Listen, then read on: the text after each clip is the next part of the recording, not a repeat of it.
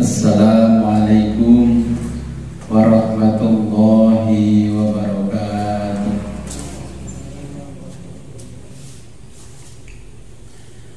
Bismillahirrahmanirrahim. Alhamdulillahi rabbil alamin. Wassalatu wassalamu ala asyrafil anbiya'i wal mursalin wa ala alihi wa sahbihi ajma'in. Amma ba'du, la hawla wa la quwwata illa billahil aliyyil azim. Alhamdulillah, pada malam hari ini kita diberikan kenikmatan oleh Allah Subhanahu wa ta'ala yang sangat luar biasa sehingga kita bisa mulai pengajian Kitab Fathul Mu'in Qurratul Ain bi Muhammadiddin. Sebelum kita mulai pengajian, marilah kita berkirim Fatihah terlebih dulu kepada junjungan kita baginda Nabi besar Muhammad sallallahu alaihi wasallam. Ila hadratil habibina wa syafi'i qulubina wa qurrati a'yunina wa qudwatina sayyidina Muhammad sallallahu alaihi wasallam wa ala alihi wa azwajihi wa auladihi wa dzurriyyatihi wa sahabat kiram. Al-Fatihah. Ya kana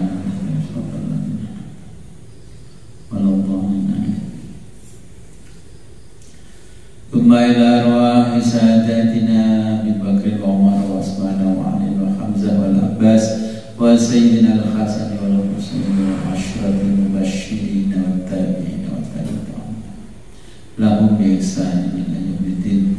Al-Fatihah. A'udzu billahi minasyaitonir rajim. Ya kana Thumma ila arwahi Fatimatul Batul binti Sayyidil Mursalin wa Sayyidatina Khadijah al-Kubra wa Sayyidatina Aisyah al-Ridha wa Sayyidina Ali Zainal Abidin wa Ibni Sayyidina Muhammad al-Baqir wa Sayyidina Ja'far Shadiq wa Sayyidina Ali al-Mu'aidin. Al-Fatihah. Alhamdulillah. Bismillahirrahmanirrahim. Iyyaka na'budu Thumma ila ruhi mu'allim kitabatul mu'ayyin Sayyidina al-Bari rahimahullahu ta'ala wa nafa'ana bihi wa bi'ulumihi wa bibarakatihi bid-daraini wa liwalidayhi wa limasyayikhihi. Al-Fatihah. A'udzu billahi minasyaitonir rajim. Bismillahirrahmanirrahim. Iyyaka na'budu wa iyyaka nasta'in. Humma ila arwahi abaina wa ummahatina wa sajdatina wa usulina wa furu'ina wa alal khadirina fi majlisina hadha. Al-Fatihah. Ya benar.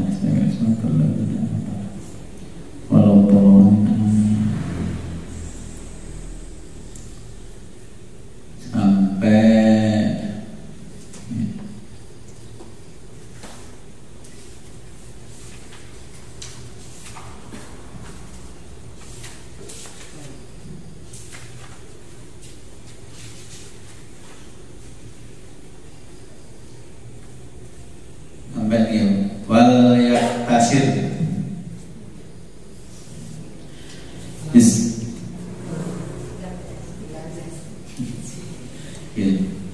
Bismillahirrahmanirrahim. Qala al-muallifu rahimahullahu ta'ala wa nafa'ana bihi wa bi ulumihi fid dharaini amin ya rabbal alamin.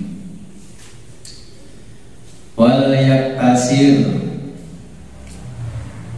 dan boleh diringkas.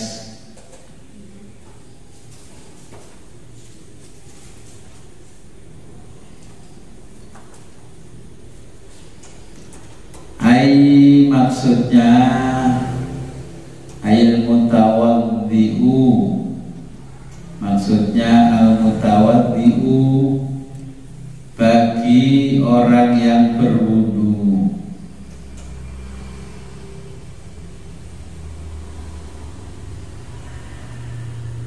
Hatman secara pasti.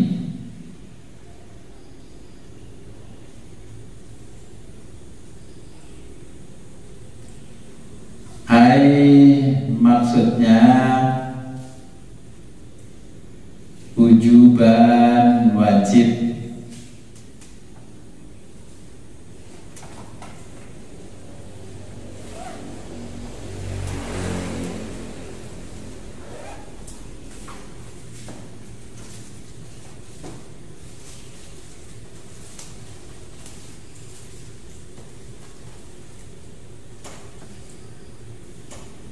Ala atas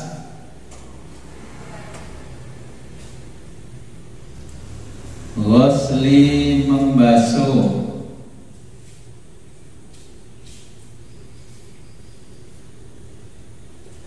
atau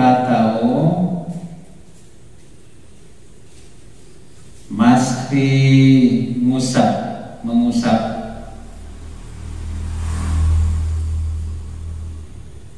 wajibin yang wajib.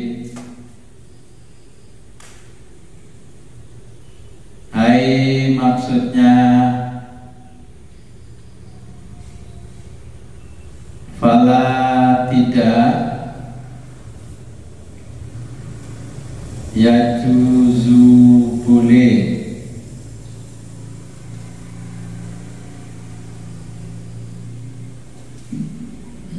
taslisun meniga-kalikan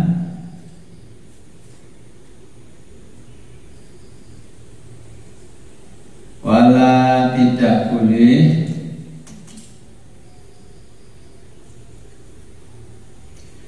ityanu melakukan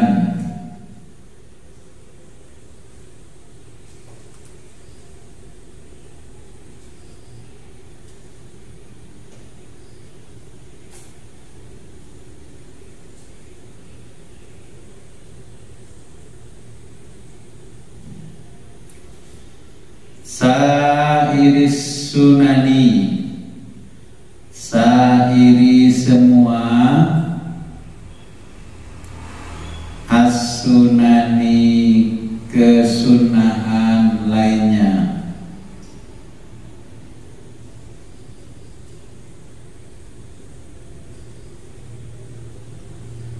Lidhoiqi karena sempitnya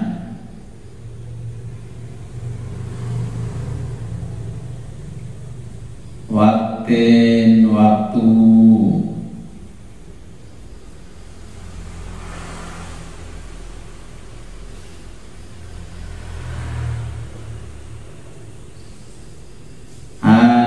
karena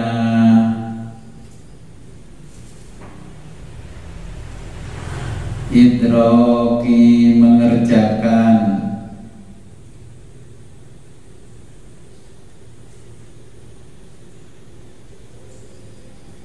as-sholati sholat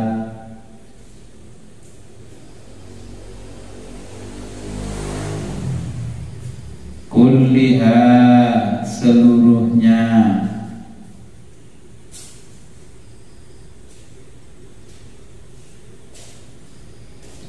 fi dalam waktunya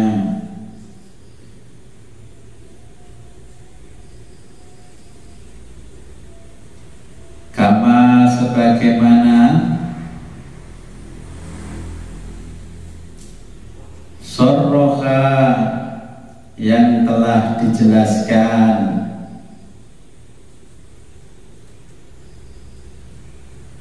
bihil baghawiyu bihi oleh siapa al-Baghawiyu Imam Baghawi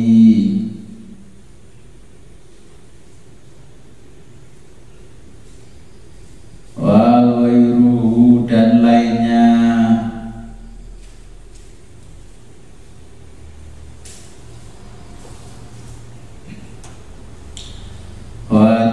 tabi'ahu dan diikuti oleh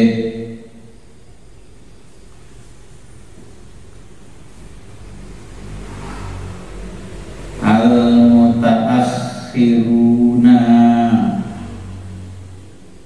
ulama kontemporer.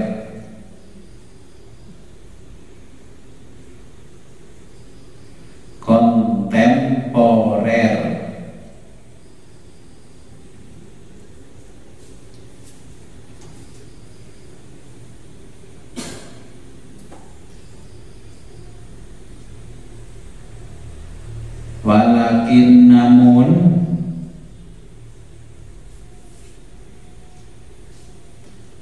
afta, beliau berfatwa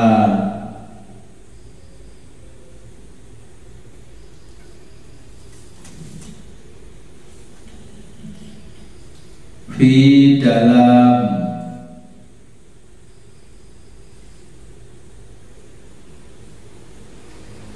fawatis sholati,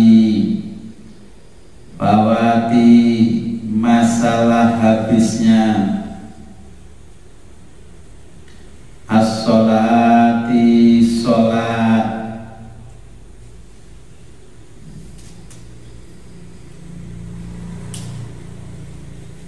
lau meskipun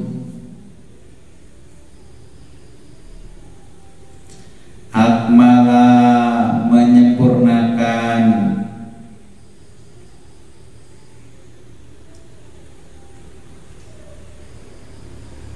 sunanaha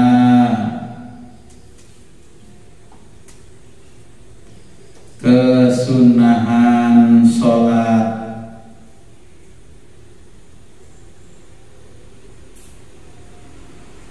bi ayyatiyaha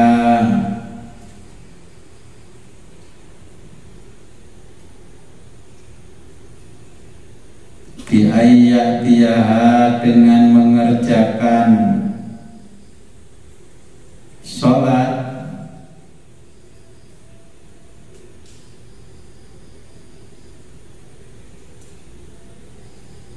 walaulam hingga tidak yudrik menemukan rokatan satu rokaat dalam kurung dari waktunya,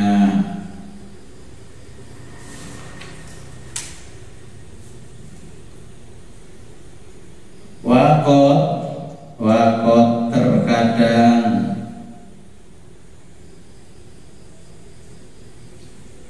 yufarroku dibedakan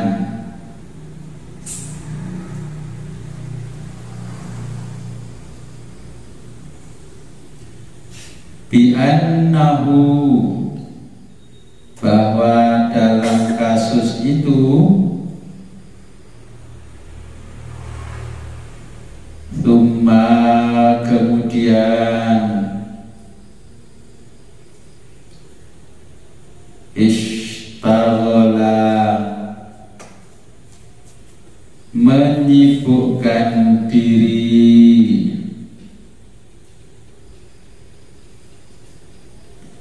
bil maqsudi dengan hal dimaksud,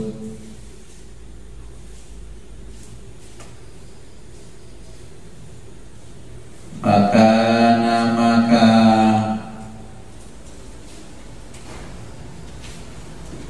kama seperti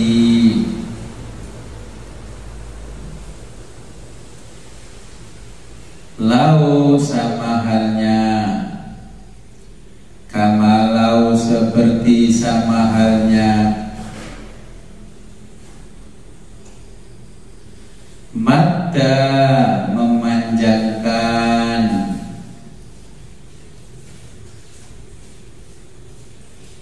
fil qiraati dalam bacaan Al-Quran,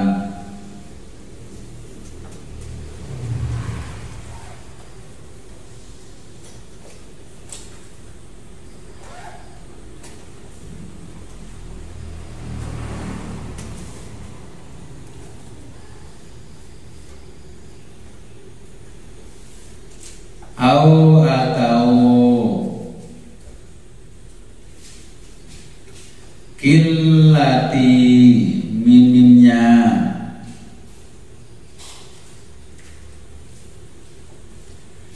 ma'in air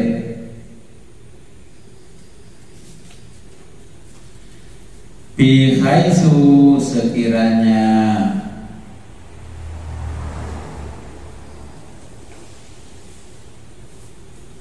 la tidak yakfi cukup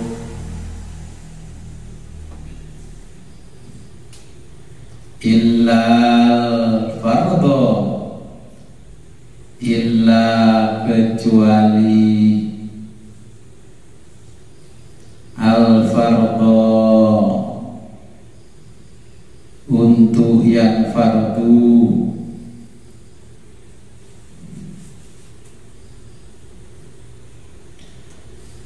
falau meskipun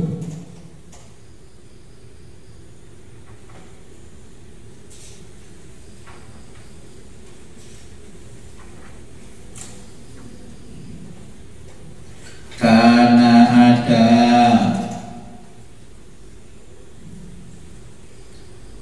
ma'ahu bersamanya apa ma'un air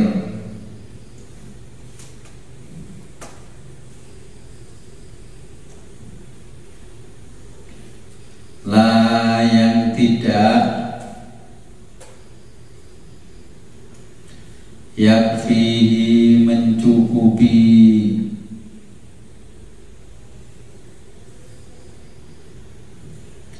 li tatimmati menyempurnakan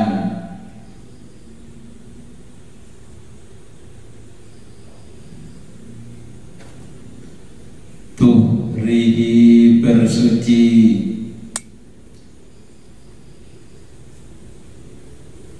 in salasa in jika salasa meniga kalikan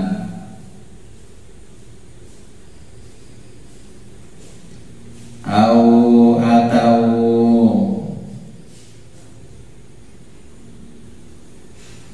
ata mengerjakan as-sunani yang sunnah au atau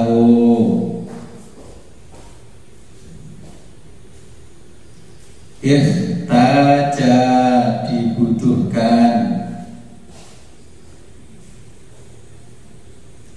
ilal fadhili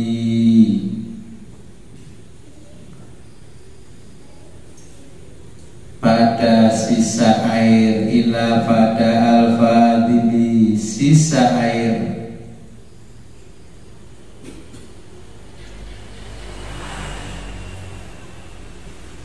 li'atoshi untuk minum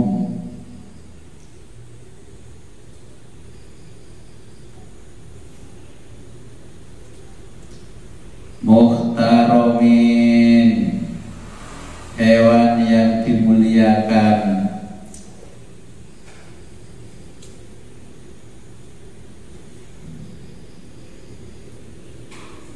haruma haram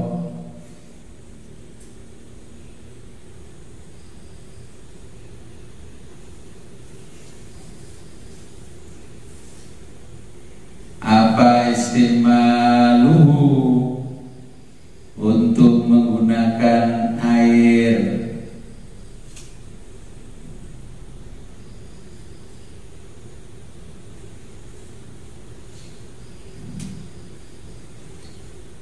bi syai'in untuk melakukan sesuatu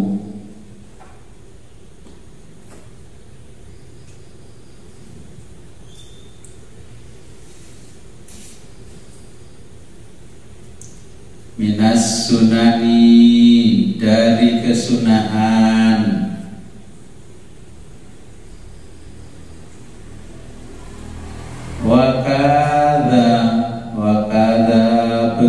juga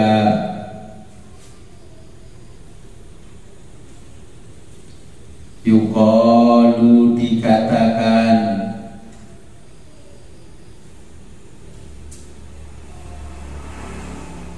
fil ghusli fi dalam kasus al-ghusli mandi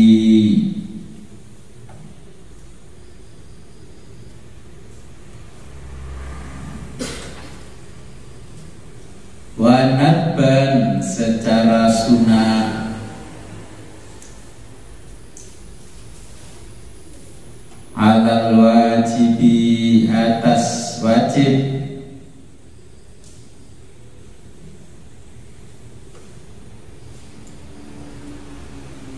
bitaki dengan meninggalkan as-sunani sunnah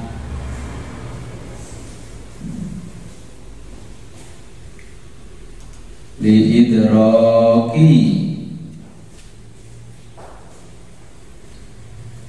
untuk dapat menemukan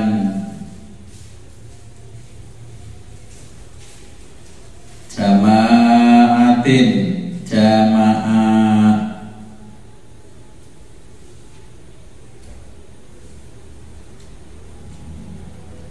lam yurja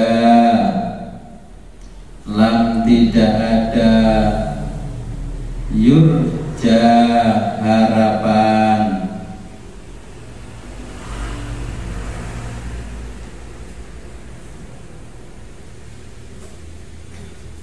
ghairuha selain jamaah tersebut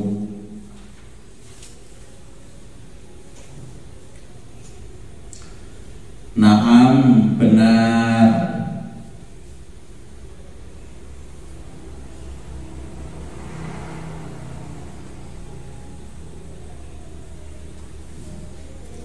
na'am benar dalam kurung sunnah yang diringkas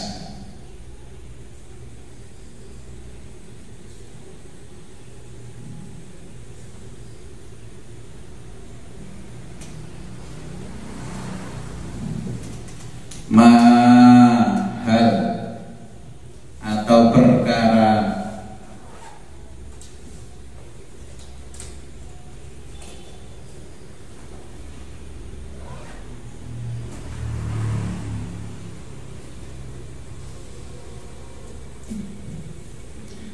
kila dikatakan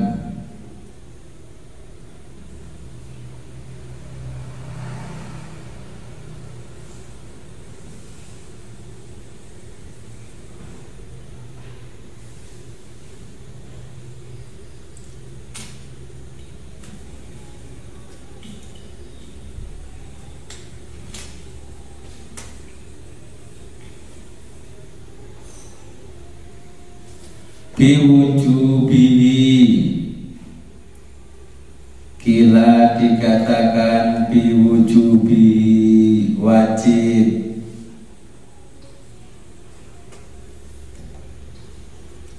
katalki seperti menggosok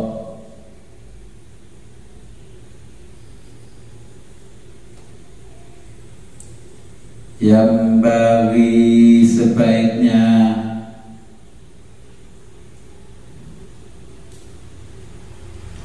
taqdimuhu didahulukan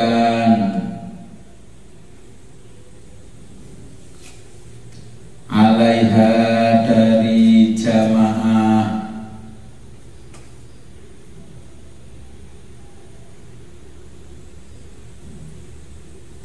nadhiro seperti terlihat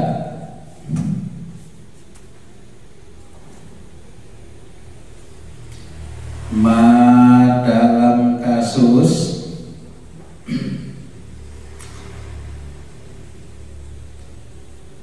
marro yang lalu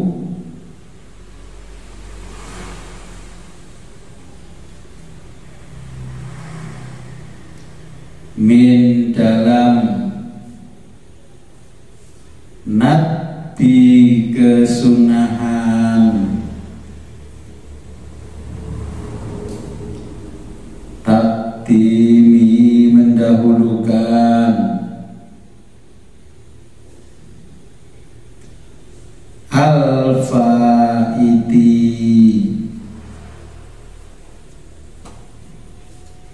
sholat yang telah habis waktunya,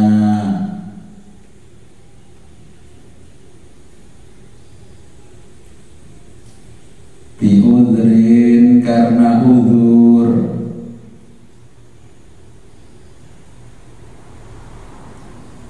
alal khadirati ala untuk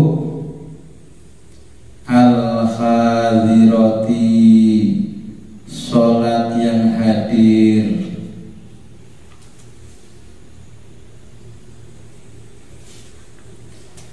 in wa in dan meskipun fatat kehilangan apa al jama'atu jamaah. Ya, poin ini saya jelaskan dulu. Jadi ini diperbolehkan meringkas al mutawaddi'u, orang yang wudu ya, secara pasti. Artinya begini, ketika kita wudu untuk menyempurnakan wajibnya 1 kali basuhan jadi 3 kali plus sunnahnya ya, andai kata tidak cukup ya sekali-sekali saja itu diperbolehkan. Andai kata darurat, contohnya 1 galon air isi 1,6 liter, itu jenengan pakai wudhu pun boleh kalau memang dalam kondisi tidak ada air. Bagaimana kalau ada air tapi airnya itu untuk minum? Nah, kalau airnya untuk minum dikhawatirkan nanti tidak ada air minum, maka kita juga dibolehkan melakukan toharoh yang lain dengan cara bertayamum ya, cuman nanti tayamumnya dijelaskan setelah ini. Nah, ketika kita mau melakukan sholat, orang terkadang mengambil jamaah terburu-buru, pilih mana, menyempurnakan wudhu apa segera dapat pahalanya jamaah ya. Maka di sini selama itu airnya memenuhi syarat untuk wudhu, bukan air yang jumlahnya sedikit, maka kita menyempurnakan wudhu dulu, mungkin jadi makmumnya yang masbuk kalah 1 rakaat ya. Daripada wudhunya tidak sempurna tapi dapat jumlah rakaat yang banyak. Oke, kalau airnya memenuhi syarat, kalau airnya sedikit ya boleh seperti yang dijelaskan di dalam kitab ini untuk meringkas bagi orang yang wudu. Tetapi ketika masuk waktu sholat, nah, terus memanjangkan bacaan sampai waktunya habis, itu tidak boleh. Ya, terkadang imamnya tahu itu masih banyak jamaah yang antri wudu, dibacakan surat Sabihis sudah panjang, kok masih banyak yang diwudu, ditambah lagi Al-Baqarah, sampai orang yang wudu itu masih belum habis juga. Maka memanjangkan bacaan seperti itu tidak direkomendasikan. Oke, sholat itu yang direkomendasikan Nabi jangan lama-lama dan jangan terlalu panjang bacaannya kalau untuk sholat jamaah. Jadi sholat yang lama untuk berjamaah itu tidak direkomendasikan oleh Nabi ya. Kalau banyak orang ya jangan baca ayat-ayat yang panjang, terlebih jamaahnya banyak yang manula ya, sedang-sedang saja. Duha saja kadang sudah kepanjangan ya. Paling enggak ya alfil itu dibaca, langganan alfil. kemudian karena menyibukkan, hari ini karena waktunya sholat habis. Saya pernah dalam satu perjalanan itu memperhatikan orang sholat. Kok saya di satu tempat itu orang sholat waktu duhur itu mengakhirkan duhur tapi mendekatkan dengan waktu asar. Saya mau bertanya, belum berani pada waktu itu. Ini sholatnya orang yang bagaimana? Ya, bagaimana ini? Tapi saya membaca ada sholat yang caranya begitu, itu di madhab Ja'fari, tapi bukan di madhab Syafi'i. Jadi madhabnya Imam Ja'far As-Shadiq. Nah, ternyata selama ini saya mendengarkan kalau orang Syiah itu sholatnya kan cuma 3 waktu. Nah, ternyata itu orang Syiah. Saya tanya, kok sholatnya gini ya? Orang Syiah itu mengakhirkan sholatnya duhur mendekatkan dengan asar. Jadi habis sholat, setelah itu selesai sholat, nggak lama kemudian asarnya masuk langsung sholat lagi. Terus saya begini, oh ini yang tidak dipahami orang lain, bahwa sebenarnya dia juga sholat dalam waktu 5 waktu, cuman cara sholatnya berbeda dengan kita. Kita kan begitu mendengar Allah Akbar duhur langsung ambil wudhu dan sholat, as-sholatu ala waktiha. Tapi mereka punya cara seperti itu. Berarti tetap sama 5 waktu, hanya waktunya aja yang diringkas seperti dijelaskan oleh Syekh Zainuddin Al-Malibari. Cuma ini tidak menjelaskan amalannya orang Syiah, ini menjelaskan amalannya orang Ahlus Sunnah ketika waktunya habis waktu sholat. Contoh begini, dalam perjalanan kita mau sholat, jalannya macet, terus waktunya masih sisa, kira-kira sholat katakanlah duhur, kok masih tinggal 1 rakaat, waktunya cukup, itu kita lihat jam.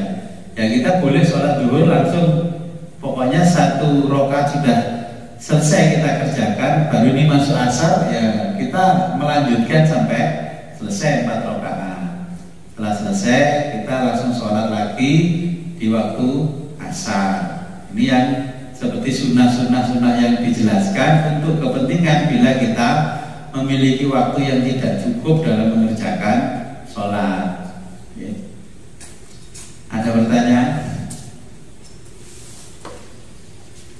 Ya, jenengan kalau dulinnya nggak jauh sih nggak menjumpai yang begitu-begitu. Ternyata kenapa kok saya menjumpai yang tadi orang sholatnya didekatkan? Karena daerahnya orang itu air sulit, makanya biar tidak boros air mengakhirkan duhur, mendekatkan asar, begitu wudhu airnya sedikit dan gak ngentut gak apa, itu bisa langsung mengerjakan sholat.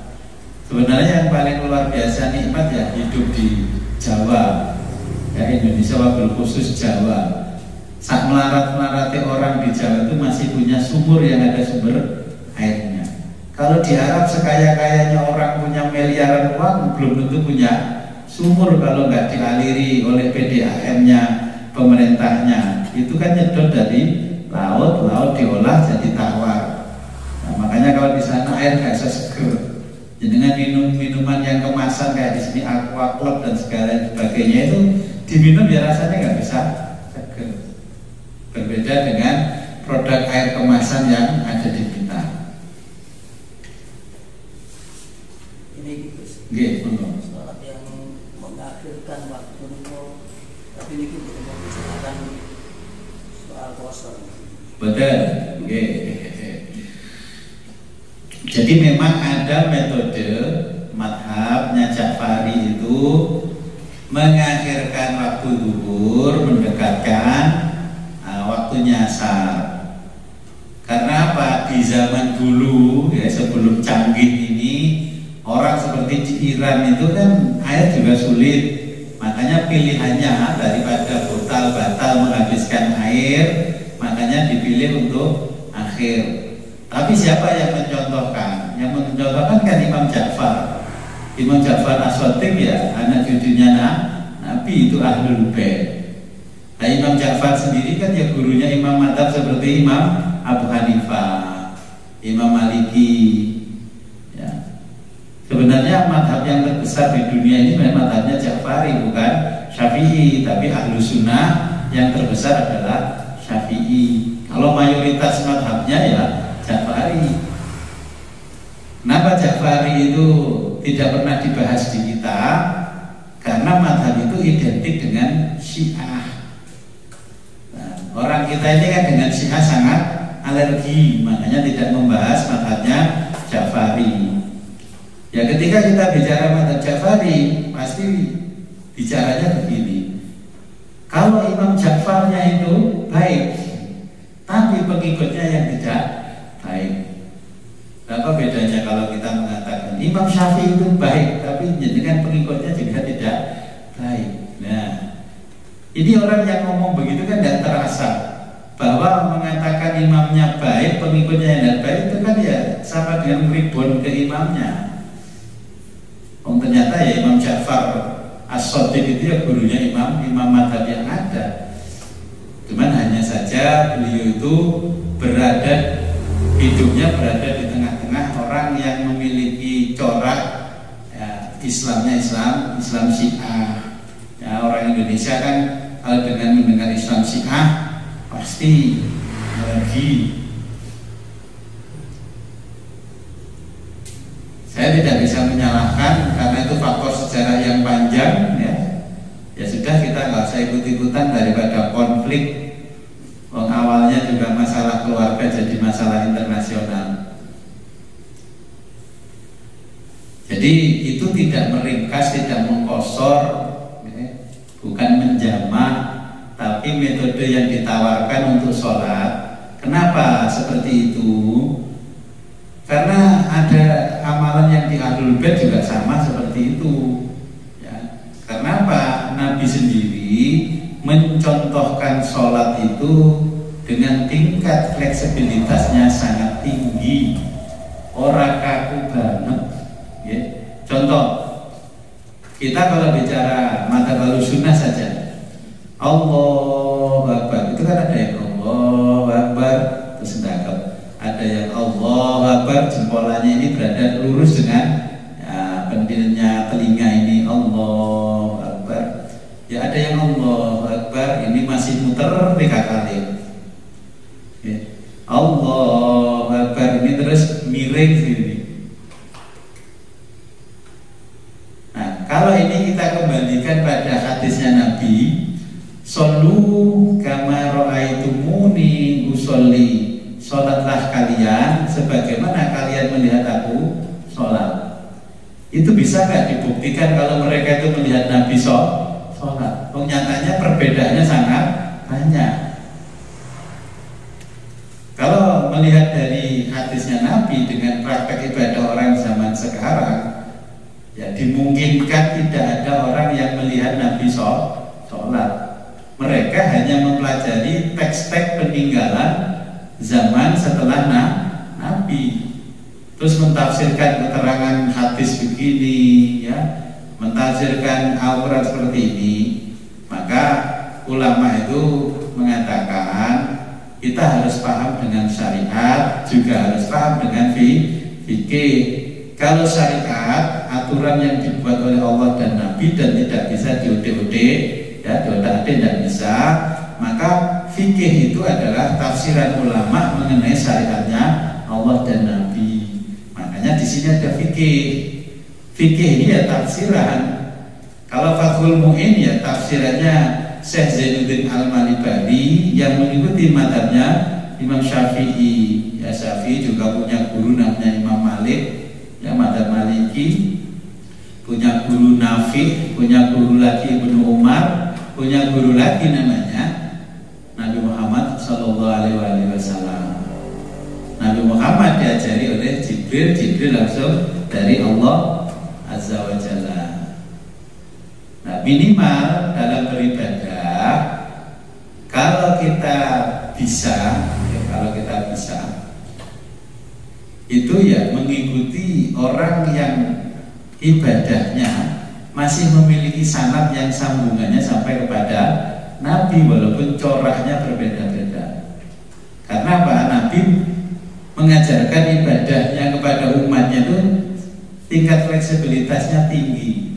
Tetapi dalam kurun waktu akhir-akhir ini kekacauannya apa? Kalau ada orang yang corak ibadahnya tidak sama, itu selalu dibid'ahkan, dikafirkan. Padahal kan kita tahu Nabi itu mengajarkan ibadah nggak sekaku orang-orang sekarang. Wudhu pun kalau nggak sempurna gini dianggap nggak sah. Ya memang 1400 tahun yang lalu Arab sugih dengan air kan ya enggak. Kan sampai detik ini tuh nggak ada sumber-sumbernya. Air-air yang ngalir di kran-kran itu dari mana? Ya dari laut disedot. Kan saking canggihnya alat disedot, dibikin tawar, baru dialirkan ke pipa-pipa ke rumah-rumah. Oke. Maka kalau kita masih hidup di sini tidak merasakan kesulitan mencari air, ya nggak jauh-jauh lah. Di zaman tahun 90, 80, 90 saya sering main ke Lamongan. Daerah tertentu itu memang sulit air. Bojonegoro daerah tertentu ya sulit air. Pacitan daerah tertentu sulit air. Tapi yang sekarang sulit-sulit sudah tidak pernah kita jumpai sulit air, karena ada pipa yang menyalur ke warga, jadi tidak ada kesulitan.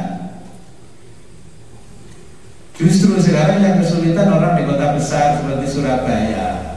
Kalau tidak nyalur PDAM tidak punya air. Kalau sudah sore begini, kerannya itu kelicir-kelicir kayak kita kencing itu. Ya Pak, jam-jam sibuk orang sekota buka keran semuanya. Nanti kalau udah jam 9 malam mulai kencing itu kerannya. Makanya orang kota itu mau ngebor sendiri airnya, walaupun dalam jumlah banyak tapi tidak layak karena tingkat polusi di tanahnya sudah luar biasa. Makanya air yang diolah oleh perusahaan PDAM baru disalurkan, dan itu untuk wudhu. Dan ketika wudhu rasanya di wajah itu kayak rasa gimana ya? Karena apa? Untuk menetralisir air yang disedot mungkin dari kali, kalau Surabaya seperti Kali Mas, dia diolah dulu dengan kapori sampai bersih baru dialirkan ke warga. Makanya kayak di Surabaya mau mandi seseger apapun rasanya nggak bisa seger, walau biur. Ya lihat saja kalau kita tidur di hotel. Ini showernya habis mandi ya keringetan. Karena airnya itu bukan air kayak di kita masih alami, itu olahan semuanya. Ya. Kita di sini nggak akan bisa merasakan apa yang disampaikan, yang diceritakan di dalam kitab ini, karena kita masih gemah ripah loh jinawi. Semuanya masih banyak. Oke, ada pertanyaan mana ya? Ulama kontemporer. Oke, mutaakhir. Ngerti mutaakhir? Mutakhir modern, bahasa Arabnya mutaakhir. Zaman dulu mutakhir bahasa Inggrisnya modern. Lah ulama yang antara salaf dengan yang sekarang ini namanya kontemporer. Kalau yang dulu namanya ulama salaf. Salaf itu dalam bahasa Latin atau Inggrisnya ortodok.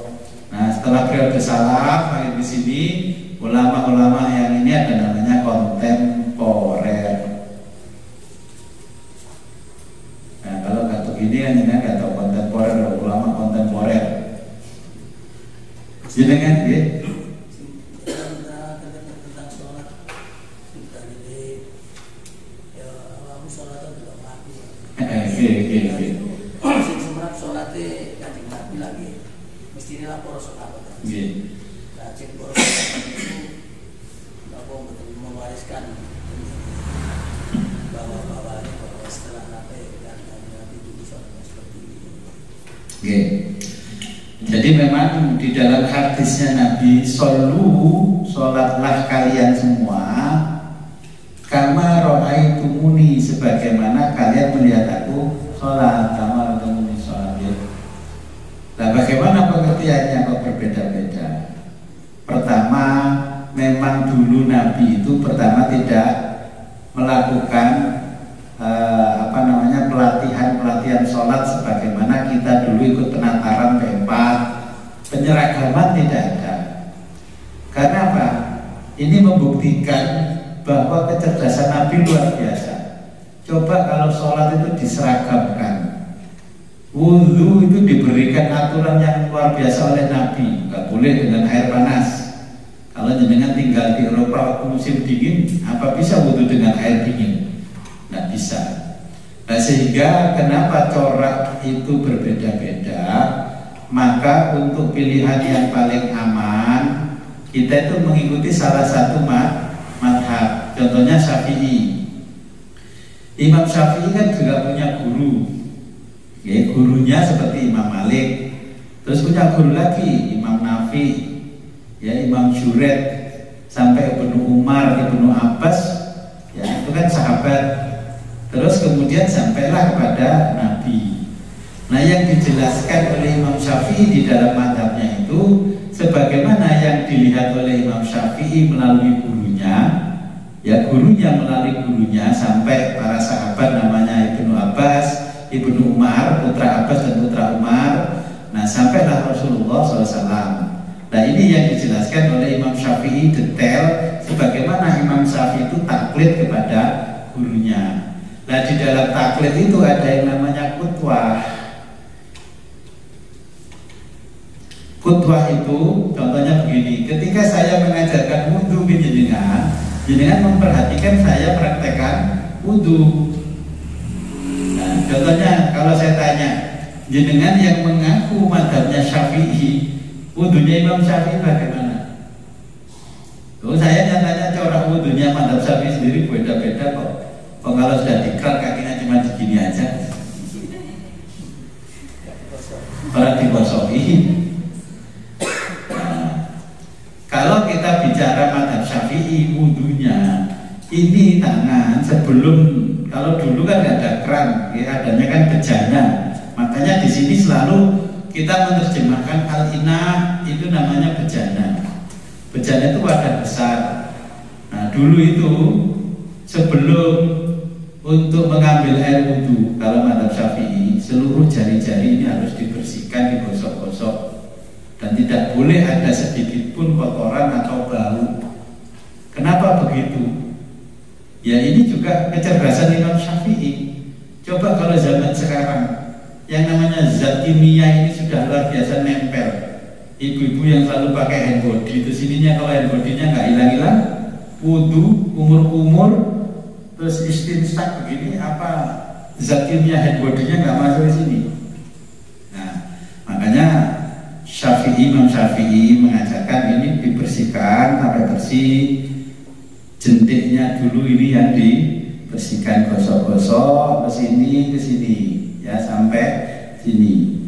Nah, ini yang kiri, ini ya jentiknya dulu berjalan ke sini. Nah, ini di yang dalam, bagian dalam. Makanya kalau di kitab fikih namanya wabatinu, dan bagian dalamnya barulah bagian luar. Setelah itu baru boleh mengambil air wudhu dari bejana. Ya, barulah wudhu sekali. Wajibnya kan sekali, sunnahnya 3 kali. Andai kata jenengan yang ngambil wajibnya saja kan tetap sah.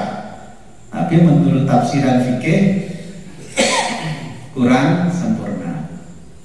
Kali terus istinsa, ya barulah membasuh wajah, tangan, kaki sudah.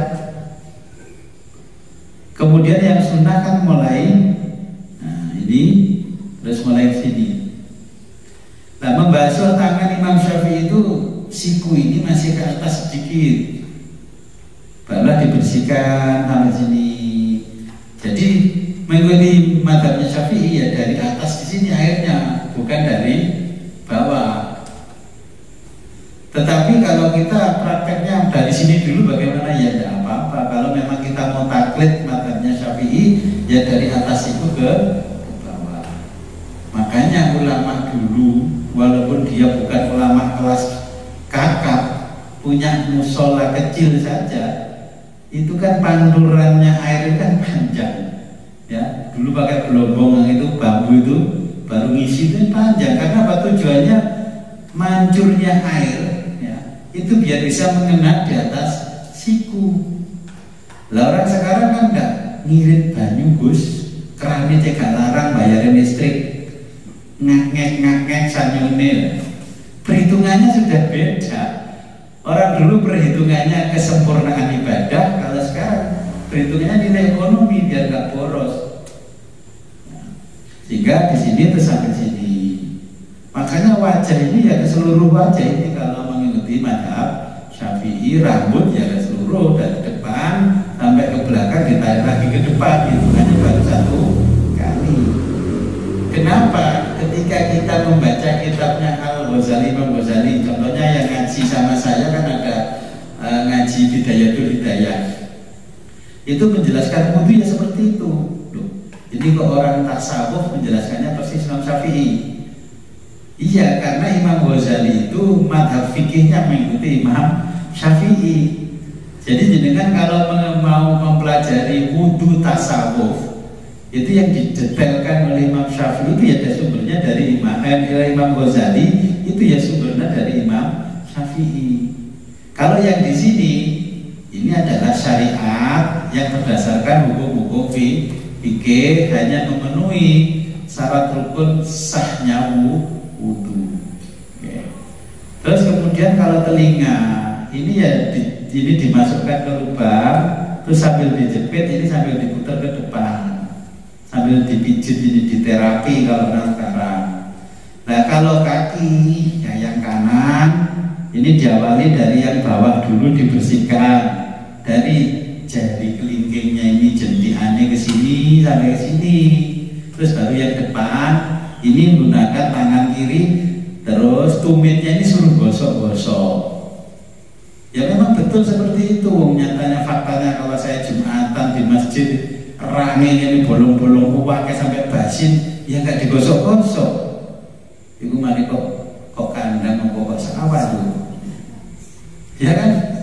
Kalau yang sini dengan kaki kanan, diawali dulu dari tumit, dari ini, dari kelingking sampai sini, baru yang depan digosok-gosok.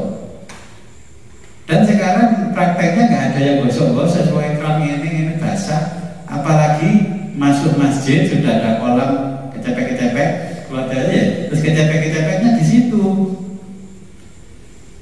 Apakah salah? Ya tidak, secara fikih tidak salah. Tapi kalau dengan bicara mazhab, ya harus total mengikuti Syafi'i.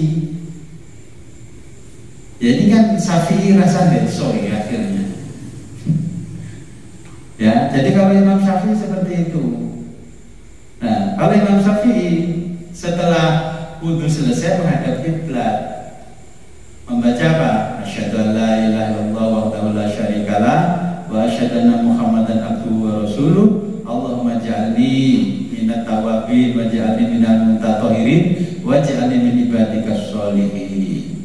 Bismillahirrahmanirrahim. Inna anzalnahu fi lailatul qadr wa ma adraka ma lailatul qadr khairun min alfi syahr tanazzalul malaikatu wa ruhul fiha. Pernah begitu enggak? Berarti belum mazhab Syafi'i, mencoba mengikuti mazhabnya Imam Syafi'i. Lah kalau Imam Syafi'i ya gitu, habis asyhadu an la ilaha illallah baru membaca inna anzalnahu fi lailatul qadr khairun min alfi syahr tanazzalul malaikatu. Allahumma ubat ya isong liwet ndonga gitu. Nah kalau mazhab Syafi'i setelah membaca itu bacaannya adalah inna anzalnahu fi lailatul qadr. Terus tentang sesuci ini kok tentang ini mau kosong ini harus disik atau terus isi pada waktu atas lagi. Ternyata biasanya kalau kita kan ada waktu saya mau sering usul-usul setelah toharoh atau setelah suci kan baru kita melakukan wudhu. Kadang-kadang wudhunya ya gak dikosok gimana ya. Oke. Jadi kalau saya ingin mengikuti Imam Syafi'i untuk menggosok-gosok, saya kan punya kamar mandi sendiri. Dan di situ saya beli itu sikat yang nggak keras khusus. ketika saya berada di kamar mandi, kaki saya gosok-gosokkan dengan sikat. Sekarang kan jenengan beli itu loh, apa namanya, keset yang dari karet itu kan ada bulu-bulu kerasnya, itu memang khusus untuk menggosok-gosok kaki, ya, menggosok kaki jadi biar bersih. Kalau nggak bisa menggosok-gosok dengan bersih. Kadang kaki saya ini ya saya sikat pakai sikatnya baju nyuci, itu saya sikat sampai bersih. Supaya apa? Nggak rangen di sini. Rang itu kan karena pori-pori ini masih nempel tanah, nempel tanah liat dan sebagainya, nggak dibersihkan, akhirnya pecah-pecah jadi pori-pori. Ya sebenarnya ini pecah, tapi kan saya sikat terus, saya bersihkan.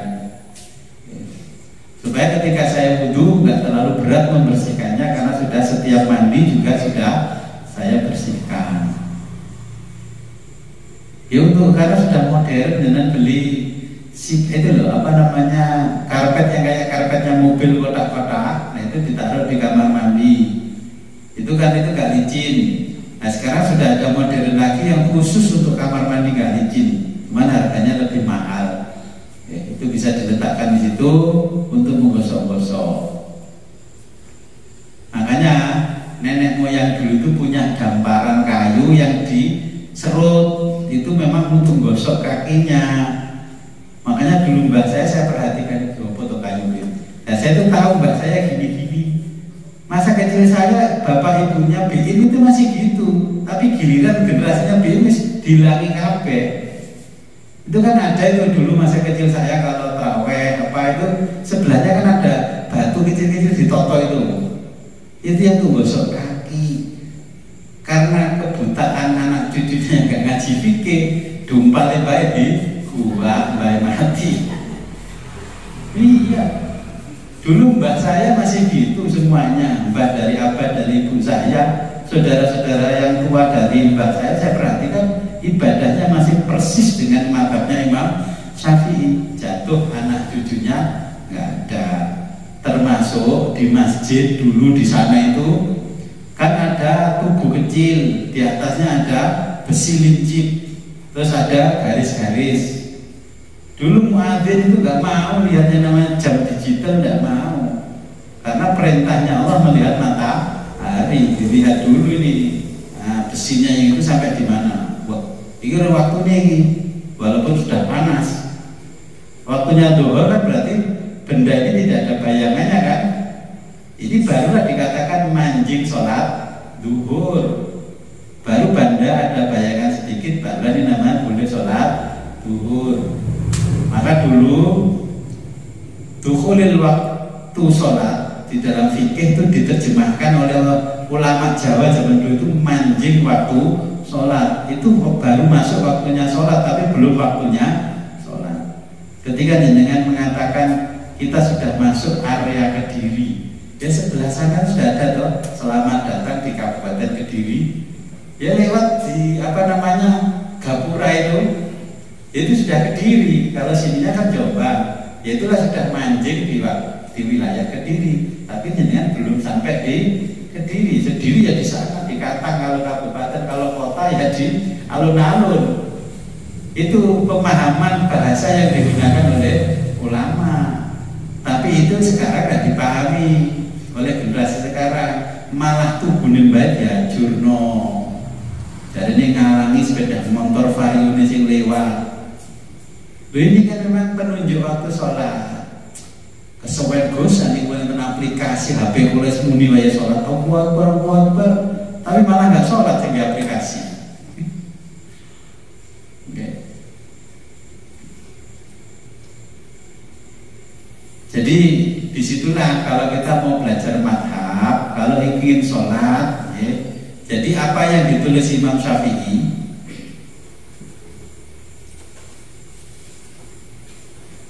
Ini kitab induk madhab Syafi'i al-Um, ya. Imam Syafi'i nulis ini ya berdasarkan apa yang disampaikan gurunya. Dari gurunya lagi ya dari Nabi. Ini ditulis oleh Imam Syafi'i untuk pemahaman ibadah yang sangat sederhana orang yang mengikuti Imam Syafi'i. Dulu Imam Syafi'i nggak jadi imam madhab. Ketika mengikuti pengajian Imam Malik, Imam Syafi'i itu hanya di pojok saja, nggak berani karena masih kecil. Yang lain sudah senior. Terus dimarahi sama yang senior. Ini ngaji kok gak serius, mempojokan ini maju. Nah, kalau orang baca sih gitu. Ternyata Imam Malik itu diam saja, tahu kalau Imam Syafi'i itu cerdas. Imam Syafi'i tidak bawa kertas, tidak bawa pulpen, disuruh mengulangi apa yang disampaikan oleh Imam Malik dari awal sampai terakhir. Ternyata tidak satu huruf pun yang terlewatkan. Makanya Imam Malik mengatakan kamu harus ilmu, tidak boleh bekerja. Begitu Imam Syafi'i ditawari bekerja, langsung gurunya menyampaikan tidak usah bekerja, ilmu aja. Karena eman. Kalau jenengan saya ngajar dari pertama tadi sampai sekarang masih ingat kata-katanya. Kalau nggak lihat YouTube, jelas nggak ingat. Kalau Imam Syafi'i duduk begini didengarkan ingat, dibalik lagi masih ingat. Nah, kenapa begitu? Ketika Imam Syafi'i di dalam kandungan, kedua orang tuanya betul-betul menjaga asupan nutrisi yang masuk ke dalam kandungan. Dan Imam Syafi'i di dalam kandungan itu berapa tahun? 4 tahun lamanya, baru lahir. Nah kalau jenengan sekarang telat seminggu kok gak sesar. Imam Syafi'i 4 tahun baru lahir, di dalam perut sang ibu digembleng sama orang tuanya berbagai ilmu, ya, baru keluar itu jadi orang cerdas. Sekarang mau menyempurnakan 1 tahun aja sudah takut, ketubannya habis lah, gak iso kuat lah, ya. Terus dibetul-betul bisa pas prekso. Ini kasihan loh bu, nanti ini nyawanya ibu, nyawanya janinnya, bla bla bla. Kesimannya tipis, terus ganti duit. Ini langsung beredek. Gimana bu, manut mawon dirujuk ke pundi? Rujuk rono ya.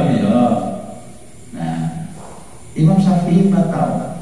Imam Syafi'i begitu selesai ngaji dari guru-gurunya, itu kan jalan menyusuri sungai. Ada buah delima yang jatuh, kentir, ya, ikut air, diambil, terlanjur dimakan, baru ingat ya Allah, ini tadi punya siapa? Saya gak izin, yang punya pasti haram. Imam Syafi'i saja, ibunya mencuci baju itu karena ngambil sabun punya temannya gak izin, itu menjadikan ibadahnya berat. Ibunya ditanya, bu nanti cuci sabun pak dengan sabunnya siapa? Aku tadi minta orang itu gosok, baru ngomong setelah dipakai. Itu Imam Syafi'i sudah rasa ibadahnya yang biasanya kuat sholat sekian banyak nggak kuat. Nah, akhirnya dicarilah itu pohon delima, pasti ada di sana, mungkin kiremnya dari sana, aliran sungai dari sana. Terus akhirnya ketemulah pohon di situ. Terus yang punya pohon mengatakan begini, saya nggak ridho, nggak ikhlas, apa yang sudah kamu makan itu nanti jadi api neraka. Imam Syafi'i siap dihukum apapun. Tapi karena orang yang punya pohon itu sudah tahu kalau itu Imam Syafi'i, hukumannya kamu harus mau menikahi anak saya, tapi anak saya itu buta dan pincang, kamu mau? Anak saya juga bisu. Coba kalau kita wis melarikan diri, bah dihukum ya wis. Imam Syafi'i saking takutnya dengan api neraka. Ternyata Imam Syafi'i tetap mau karena dianggap itu perbuatan melawan hukum, dia tebusannya begitu mau. Setelah diterima, ternyata yang dimaksud bisu itu orang istri perempuan yang disampaikan oleh orang tuanya, mulutnya tidak pernah dipakai ghibah tetangganya, telinganya tidak pernah digunakan mendengarkan kemaksiatannya, matanya buta, itu buta dari kemaksiatan, kakinya pincang, tidak pernah berjalan di atas kemaksiatan. Dan ternyata perempuannya itu cantik sekali, juga cerdas. Itu loh, sekadung tawakal tingkat tinggi malah oleh bojo sing ayu, kakek pilihan malah bongkeng. Ya. Jadi kesimpulannya, kalau kita memahami solu kama ra'aitumuni usolli, mempelajari mazhab Syafi'i harus tuntas sampai ngaji kitab Al-Umnya Imam Syafi'i. Al-Um ini tidak bisa dipahami langsung oleh kita karena bahasanya terlalu tinggi versi Imam Syafi'i. Makanya ulama menjelaskan ini melalui kitab Al-Muhadzab, ya, Al-Muhadzab. Nah, Al-Muhadzab itu dipertipis lagi jadi 4 jilid, meringkas Al-Um yang 9 jilid. Akhirnya dijelaskan lagi, ya, diringkas lagi jadilah Fathul Mu'in, terus jadilah kitab Minhajut Thalibin fikihnya. Ini masih gak paham. Terus ulama yang lain wong Islam samene kandele gak paham, tak ringkesnya jadi Fathul Qorib. Takrib itu tipis gini, takrib nggak ada 50 halaman. Ini aja gak paham kebajut. Terus ulama menganggap wis ditipis no dari 50 halaman ya kalau sing paham. Akhirnya ulama berikutnya menulis lagi yang lebih tipis namanya Mabadiul Fikih, fikih pemula. Ya. Nah, sehingga ini problematika orang ketika beribadah seperti kita yang jarak kita antara Nabi dengan kita sudah 1400 tahun. Bagaimana kita melihat Nabi sholat? Makanya melihatnya Nabi sholat ya dari guru yang pernah melihat gurunya sholat, yang pernah gurunya sampailah Imam Syafi'i, sampailah kepada Nabi. Nah, bagaimana yang benar? Yang benar ya kalau memang taklid Imam Syafi'i, taklid total, taklidnya kutwahnya total sama Imam Syafi'i. Jangan ketika yang ditawarkan Imam Syafi'i, waduh berat sing bab iki berat. Boleh Imam sing liyane Hanafi berat gak sing bab ini? Loh, Imam Hanafi itu yang menjelaskan sesuai kondisi di waktu itu. Ya. Kalau Imam Abu Hanifah, Imam Hanafi, kenapa seperti itu? Karena di masa itu pergolakan yang namanya ahli akal itu luar biasa. Makanya Imam Abu Hanifah memilihkan hadis-hadis yang masuk akal karena tantangannya berbeda. Imam Malik pokoknya apa yang dilakukan Ahlul Makkah, penduduk Mekah, itulah sama dengan hadisnya Nabi. Sholatnya orang Mekah, orang Madinah, yang terakhir adalah di Madinah karena Nabi hijrah sampai wafat ada di Madinah. Jadi tolak ukurnya Imam Malik juga melihat orang Madinah. Nah, sedangkan Imam Syafi'i dari mana? Imam Syafi'i itu bukan orang Mekah Madinah, tapi berasal dari Palestina, Gaza. Kalau sekarang Gaza, kalau jenengan ke sana dosan Gaza, itu ya sekarang jadi Gaza, jalur Gaza itu. Nah, itu bukan orang Arab. Terus pergi ke Arab untuk belajar sampailah ke Irak. Okay? Dari Irak muncullah Qaul Qadim yang difatwakan Imam Syafi'i di awal. Terus ketika Imam Syafi'i pindah ke kota metropolitan namanya Alexandria, Kairo di Mesir, muncullah yang namanya Qaul Jadid. Jadi ketika di sini ada Qaul Qadim, berarti ini ketika Imam Syafi'i masih tinggal di Irak. Kalau Qaul Jadid berarti Imam Syafi'i sudah pindah ke Mesir. Nah, sehingga dari qaul-qaul itu pengikut Imam Syafi'i mengklasifikasikan pendapat-pendapat Imam Syafi'i ya, melalui murid-muridnya dan pengikutnya. Ada qaul adhar, ya, ada qaul as-shokh, ada sohih, ada masyhur, ya, dan sebagainya. Kenapa kok dikatakan masyhur? Iku kadung pengikuti akeh ternyata gak paten bener iki. Makanya di situ diklasifikasikan ini masyhur boleh. Ya, karena masyhur populer, pengikutnya ribuan. Jenengan mau merubah itu sulit. Terus dipandang dari yang lain secara asosoke, wis gak apa-apa itu kan melanggar nyalai aturan syariat. Contohnya jenengan sholat Jumat apa gak sholat sunnah dulu?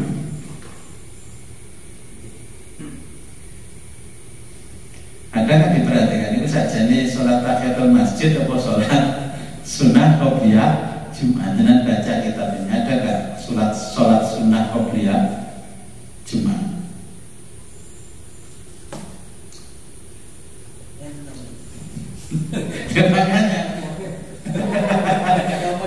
Jenengan sudah 60 tahun ibadah, baca di sini.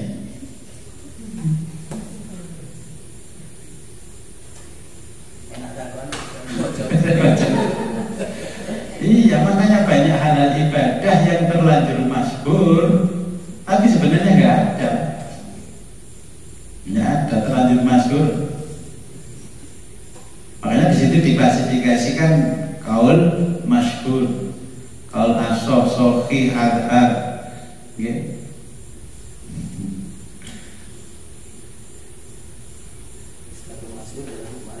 Ya, kadung masyhur dan ulama dikumpulkan piye, karena dipandang itu adalah sholat, ngomentari wong sholat yang salah, gitu. Terus gak dikomentari yang salah, akhirnya pertimbangannya yang asoh, ya wis lah oleh air, ya. Karena itu dianggap wis takririyah sunahnya, wis ngikuti sahabat kan ngikuti Nabi, gitu. Contohnya kan sholat 2 rakaat setelah wudhu, ikuti siapa? Kan ikuti sahabat Bilal, tidak mengikuti Nabi. Maka orang yang di luar ahlu sunnah wal jamaah ya komentari, kok sunnah kok gak ikut Nabi, gak ikut sahabat. Nah, okay.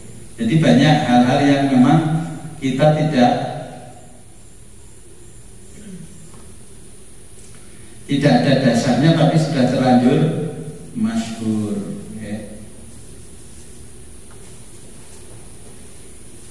Dia memang nggak ada, tapi masyhur.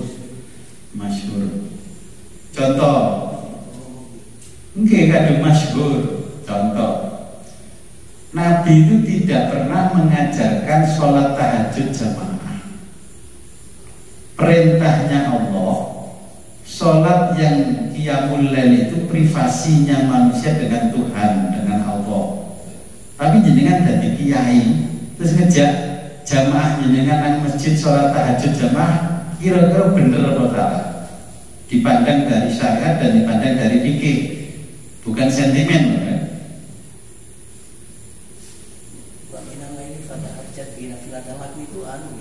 Iya, pengertiannya kon dewean itu memang hubungan khusus antara manusia dengan Tuhannya di malam hari, hubungan intens dengan Tuhannya.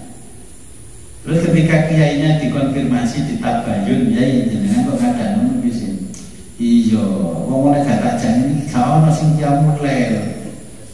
Tapi akhirnya berkepanjangan sampai kiai ini mati, diteruskan generasi berikutnya. Seakan-akan sunnah yang seperti ini menjadi ritual wajib.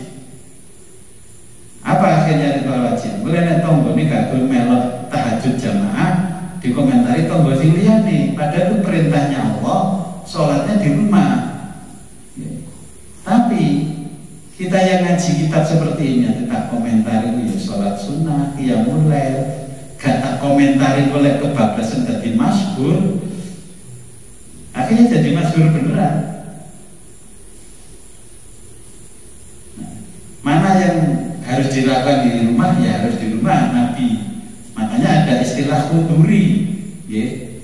Khuduri itu ketika Nabi berada di rumah. Makanya seperti ayat yang turun ketika Nabi di rumah, klasifikasinya khuduri. Ketika berada di perjalanan itu safar, ya. Dalam perjalanan ada ayat turun, ada perintahnya turun.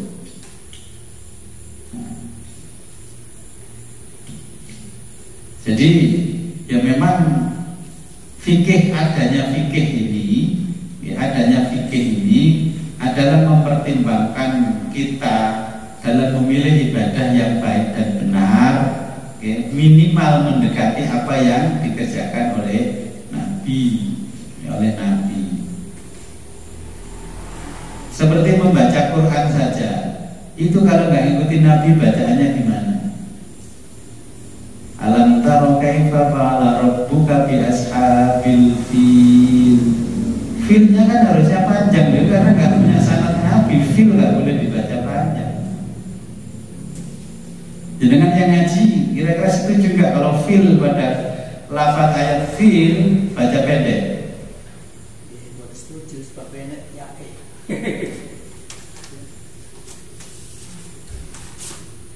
Tapi kalau jelas tersinggung.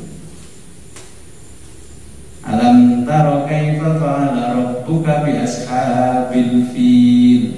Padahal alam taro ini ada hukum bacaan idhar syafawi. Alam taro dibaca tafkhim. Napa tafkhim? Lah, tebal. Ya. Karena ada huruf mim sukun bertemu huruf ta di fathah alam taro. Kaifa fa'ala kaifa. Nah, ini kaifa ada hukum bacaan lin. Tahu lin?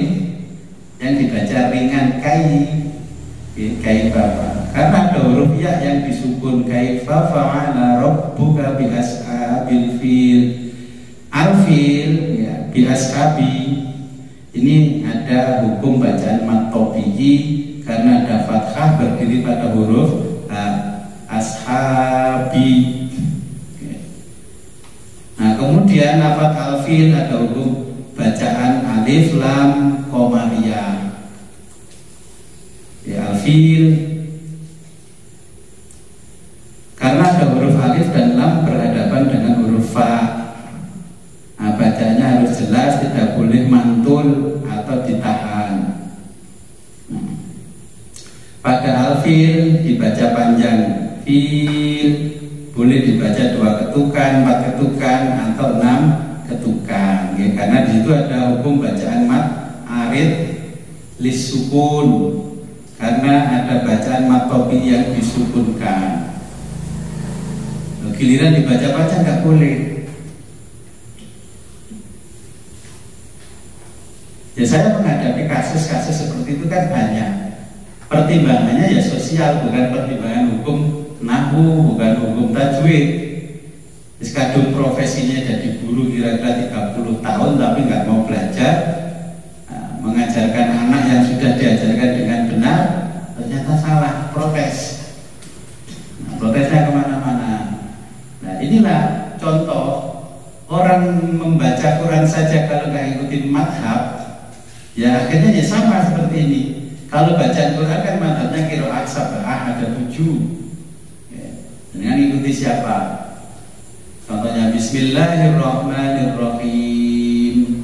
Alhamdulillahirabbil alamin. Besok lebaran saya tak ngimami Alhamdulillahirabbil alamin. Ar-Rahmanirrahim. Maliki yaumiddin. Iyyaka na'budu wa iyyaka nasta'in. Ihdinas siratal mustaqim. Siratal ladzina an'amta 'alaihim ghairil maghdubi 'alaihim waladdallin. Bayangkan itu ada bacaan yang tidak ada nunnya tapi dibaca nun. Nah, itu kan qiraatnya Imam Ya'qub. Sebenarnya kalau kita kembali ke madhab semua dan dalam ibadah ya bacaan Quran.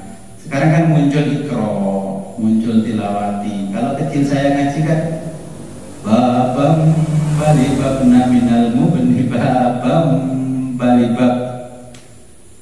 Yang usianya sesaya ke atas mesti masih ingat. Anak itu aja nggak ingat.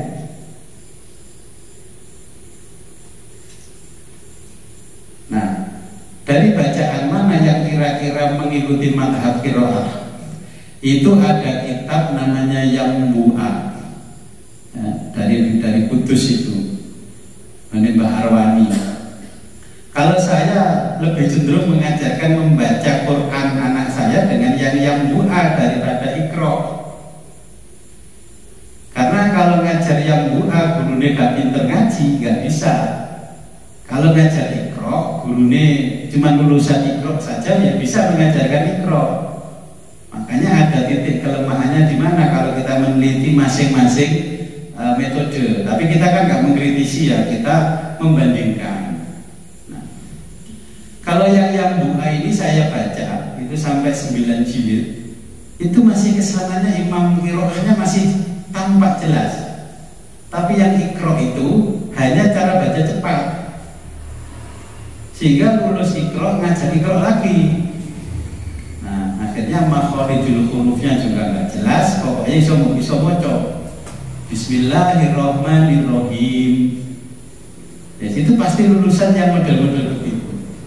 Kalau yang buah kan makhorijul hurufnya diutamakan bisa dulu sampai yang namanya ain kan nggak boleh baca alif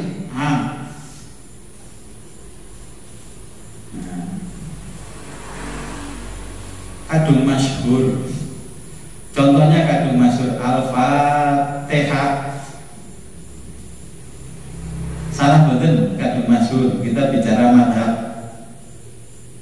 Dengan cari yang namanya huruf E di itu belajar yang bu'a, ikro, tilawati, gak ada loh. Jawabannya ya adanya di qiraah sab'ah. Di fikihnya tidak dibahas karena dulu awalnya Islam masuk ke tanah Jawa ini kan orang-orang dari Persia. Makanya Persia itu semi-semi ngomongnya. Makanya Al-Fatihah itu Al-Fatihah.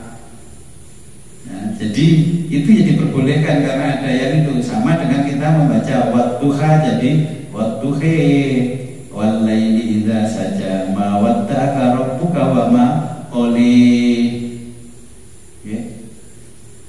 qad aflahal mu'minuna alladzina hum fi sholatihim khashi'una. Padahal kalau dibaca hafaz ya qad aflahal mu'minun alladzina hum fi sholatihim khashi'un. Ya sekali-kali dengan baca yang nyeleneh di tengah-tengah yang sudah masyhur. Kalau di sini aman, nggak kira didatangi FPI. Jadi pentingnya kita bertaklid sama imam madhab itu karena kita sendiri hubungan kita dengan Nabi sudah sangat jauh secara masa. Tahunnya sudah 1400 tahun. Kita tanya siapa? Kita dengan Imam Syafi'i saja ini sudah berapa tahun hampir? Ya, ini kan abad kedua, ketiga Hijriyah. Ini sudah 1400. Ini termasuk ini ulama kontemporer yang kita ngaji yang namanya Fathul Mu'in abad 18 Masehi. Ada pertanyaan lagi? Terus lagu kafes ini kayaknya nopo terpopuler. Oke, karena mudah dilafalkan lidahnya baik kebanyakan umat manusia di muka bumi. Kalau Ibnu Katsir kan rada pelo-pelo titik. A'udzubillahi minasyaitonirrajim, enggak bisa. A'udzubillahi minasyaitonir. Oke. Astaghfirullahaladzim. Enggak ada berarti Astaghfirullahalazim. Ya enggak salah karena itu kalau Ibnu Katsir bacanya seperti itu.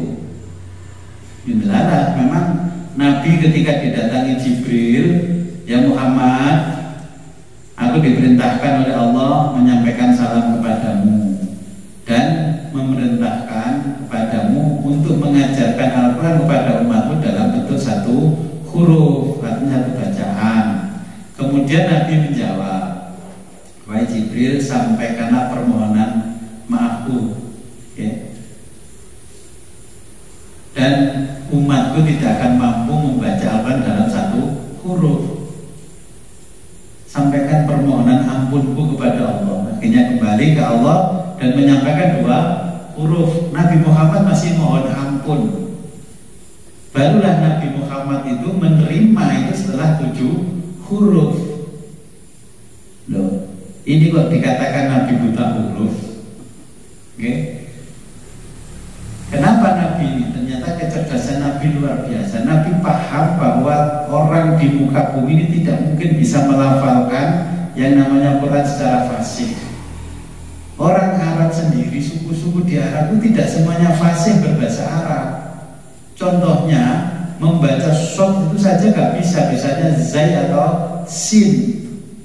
Jadi ihdinas siratal mustaqim. Kalau jadinya di sini baca ihdinas, mereka mencucu itu jadi keprak sama duding ini zaman dulu. Ihdinas siratal mustaqim. Qim, Qur'annya di sini qim. Nah, tetapi setelah kita belajar 5 madhab dari qiraah sab'ah, kita tahu oh iya ternyata orang ini nggak akan mungkin mampu bisa baca ini. Ya, seperti wadduha jadi wadduhe. Ya, alhamdulillahirabbil alamin masih menyisihkan huruf nun di belakangnya dengan ha. Pun cekap. Oke, kalau tidak ada pertanyaan, sebelum kita akhiri, marilah kita berdoa kepada Allah. Mudah-mudahan apa yang kita pelajari pada malam hari ini membawa manfaat dan barokah fid dini wa dunya wal akhirah. A'udzubillahi minasyaitonirrajim. Bismillahirrahmanirrahim. Alhamdulillahirabbil alamin. Allahumma shalli wa sallim wa barik ala sayyidina Muhammad wa ala ali sayyidina Muhammad wa ala kulli sahabati rasulillah ajma'in. Allahumma aftah lana futuhal arifin. Allahumma aftah lana futuhal arifin. Amin. Allahumma arzuqna fahman nabiyyin wa hibal mursalin wa amin. Allahumma ja'al awala majlisina hadza sholahan wa awsadahu falahan wa amiran rahmatan wa nimatan wa maghfiratan amin. Wa sallallahu ala khairin sayyidina Muhammadin wa ala alihi wa sahbihi alhamdulillahi rabbil alamin. Al-Fatihah. A'udzubillahi minasyaitonir rajim. Amin. Rabbi fa'ana bi barakatihim wa hdinal husna bi hurmatihim wa aminna fi tariqatihim wa mu'afatim minal fitani. Akhirul kalam ihdinas siratal mustaqim wa billahi taufiq wal